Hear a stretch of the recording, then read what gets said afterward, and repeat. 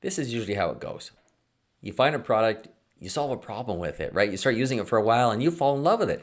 And you do some research on it and you think so many people could benefit from this. So you start talking to people, you start going out of your way to talk to people about it, but they don't return your calls or they say, oh, that's nice.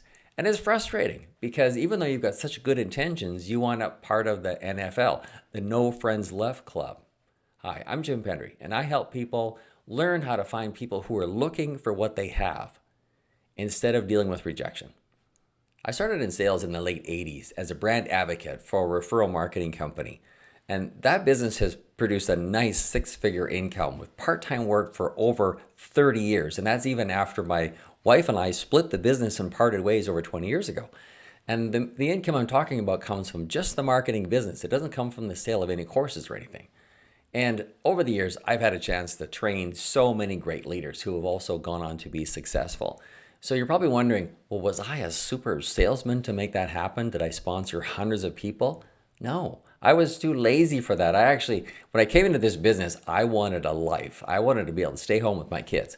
So I learned how to find people who were looking instead of me going after the masses and trying to sell everybody. Trying to sell people on something that isn't their idea doesn't work. It just keeps you busy. And then you wind up having to deal with rejection and people quitting all the time. There's so many sales strategies, and I've probably experimented with most of them over the years, and they all work to a point, but we need to be as efficient as possible. And most people cannot handle rejection, so they're just going to quit. So if we broke a sale down to its core, we would have someone who has a problem that you can solve and then who wants to solve it right now. And then you help them solve the problem. And along the way, you build a relationship with them, and so hopefully they'll keep doing business with you in the future. Isn't that easier than talking to the masses, making friends with everyone, trying to keep in contact with everyone, hoping that one day they're going to do business with you? Like there's room for both approaches, but we live in a society today where we are maxed out mentally just keeping up with change, and we're inundated with marketing messages.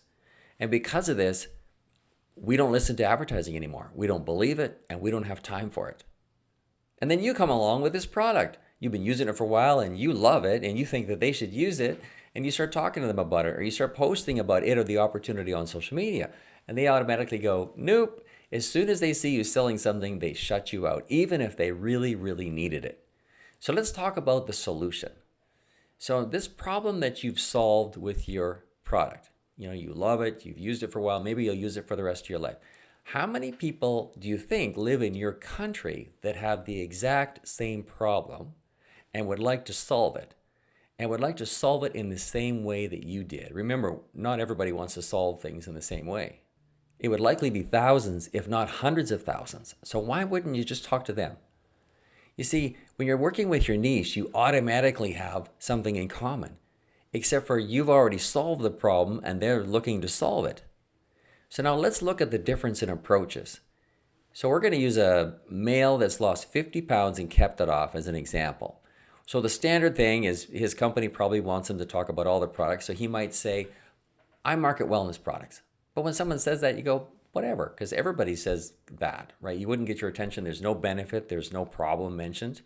Or you might say, I market scientifically proven nutraceuticals that are absorbed at the cellular level, right? And that's technobabble. No one listens to details like that. No one.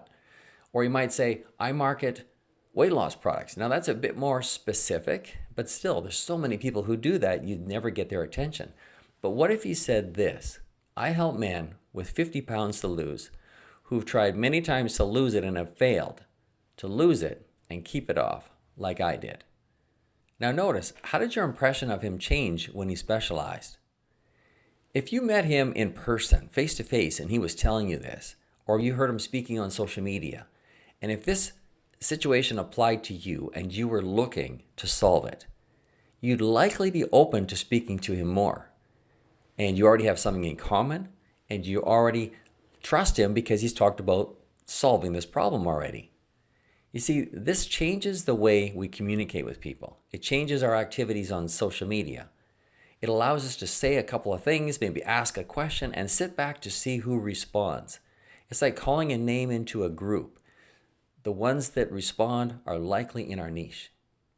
I personally have never experienced so much noise misinformation, and confusion about how to market yourself as I do today. Most trainers are teaching the same old sales strategies, it's just wrapped up in technology so it looks new and shiny.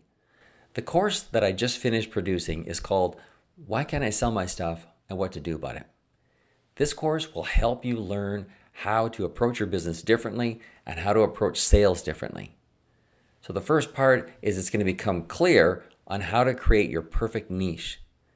Then it's going to be very obvious of who you talk to, what you say, how you're going to respond when people get interested, how you're going to show up on Facebook, and how you're going to go right through all the steps to getting someone started, including creating your own demo video and your perfect presentation that could be 5 minutes long. I'm also going to teach you how to research your niche. The information you're going to glean from that is going to really set you apart. And then I rounded out the course with 3 other subjects. The first one is self-confidence and what could be holding you back.